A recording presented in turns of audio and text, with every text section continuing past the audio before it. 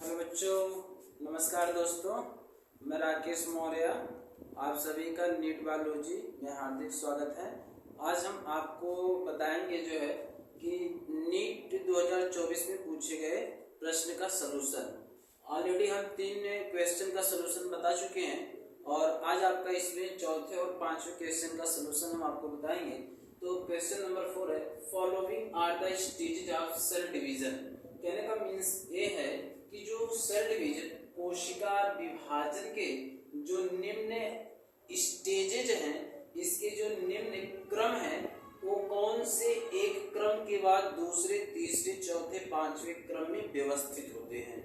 तो इस क्रम को जानने के लिए हमें एक बहुत छोटा सा स्टेप जानना पड़ेगा जिसको हम बोलते हैं कोशिका चक्र, सेल साइकिल कहते हैं। तो जो कोशिका चक्र सेल साइकिल की प्रक्रिया होती है, यहाँ पर देखिएगा कि एक सेल है और इस सेल में एक चक्र चलता है और इस सेल में जो चक्र चलता है उस चक्र के द्वारा कोशिका का विभाजन होता है। जैसे कि यहाँ पे 2 नई कोशिकाओं का निर्माण हो गया है, तो यहाँ पे कोशिकाओं का जो निर्माण होता है यह कोशिका चक्र के द्वारा ही होता है। तो इस कोशिका चक्र में 4 स्टेज आते हैं, जिसमें कि पहला स्टेज जो होता है G1 फेज होता है, दूसरा S फेज होता है, तीसरा G2 फेज होता है और चौथा M फेज होता है। तो G1 फेज का मतलब ग्रोथ फेज है, इसमें वृद्धि होती है।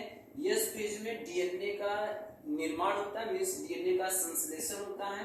G2 फेज में और भी मैच्योरेशन होता है और M फेज में जो होता है केंद्रक का विभाजन होता है, जिसको हम बोलते हैं माइटोटिक फेज। तो यहाँ पर केंद्रक का विभाजन होता है। तो केंद्रक का विभाजन होने के बाद का जो स्टेप होता है उसको हम बोलते हैं कोशिका द्रव्य का विभाजन, मीन्स साइटोकाइनेसिस का स्टेप होता है। तो ध्यान दीजिएगा, हमें इसमें सेल डिवीजन के अनेक स्टेप्स को एक क्रम में बताना है। तो पहला स्टेप हो गया इसमें G1 फेज, दूसरा स्टेप हो गया सिंथेसिस फेज, तीसरा स्टेप हो गया G2 फेज, चौथा स्टेप हो गया कैरियोकाइनेसिस, पांचवा स्टेप हो गया यहाँ पे साइटोकाइनेसिस। तो यहाँ पर पहला स्टेप है E, तो E का ऑप्शन पहला स्टेप इसमें कोई है, इसमें नहीं है।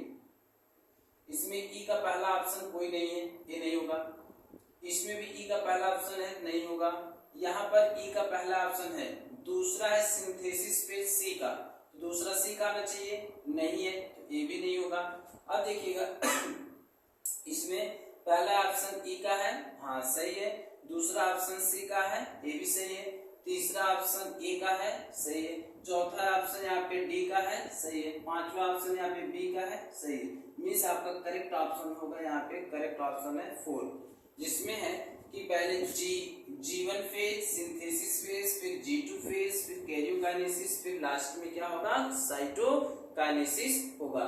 तो इस तरीके से यह जो क्वेश्चन दिया गया बेटा, एक कोशिका विभाजन के लेसन से क्लास 11th के सब्जेक्ट टॉपिक से लिया गया है और केवल एक इंफॉर्मेशन बेस, मतलब केवल आपको उस टॉपिक के विषय में एक सूचना पता होना चाहिए, इंफॉर्मेशन होना चाहिए और आपका एक क्वेश्चन आसानी से सॉल्व हो जाएगा।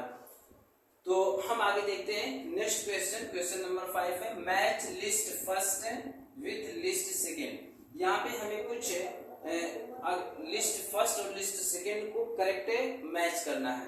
तो देखिएगा यहाँ पे लिखा गया टाइफाइड। तो टाइफाइड एक फीवर है, जो कि टाइफाइड फीवर एक जीवाणु के द्वारा होता है। तो A का यहाँ पे 4 हो जाएगा, A का 4, मतलब यहाँ पर A का 4 हो गया। और दूसरा हो गया यहाँ पर रिंगवर्म दांत, C का रिंगवर्म जो है दांत जो है, ये दांत रोग जो होता है कवक से होता है, मतलब यहाँ पर हो गया C का पहला, C का पहला होगा। और इसके बाद फाइलेरियासिस, फाइलेरियासिस जो होता है यह नीमेटोड्स के द्वारा होता है। नीमेटोड्स मतलब D का दूसरा, यहाँ पर D का दूसरा हो गया। और लिशमैनियासिस जो होता है यह प्रोटोजोन्स के द्वारा होता है, B का तीसरा। तो यहाँ पर आपका हो गया B का तीसरा हो गया। इस तरीके से आपका यहाँ पर कि मैं लिस्ट फर्स्ट और लिस्ट सेकेंड का मैच हो गया। इसमें हम ऑप्शन इसलिए नहीं दे पाए थे कि थोड़ा सा जगह स्पेस कम हो गया था, लेकिन आपका ऑप्शन क्या हो गया कि ए का 4, बी का थर्ड, सी का फर्स्ट, डी का सेकंड, ये आपका करेक्ट ऑप्शन हो गया। तो इस तरीके से आपको केवल हर एक टॉपिक के बारे में बेसिक इंफॉर्मेशन होना चाहिए। अगर आपको बेसिक इंफॉर्मेशन पता हो गया, आपको एक कॉन्सेप्ट क्लियर हो गया, तो आपका नीट का क्वेश्चन बिल्कुल आसानी से सॉल्व हो जाएगा। और हम गारंटी करते हैं अगर आप इस तरीके से क्वेश्चन का प्रैक्टिस करते रहेंगे तो 100% आपका नीट में सिलेक्शन हो जाएगा। धन्यवाद।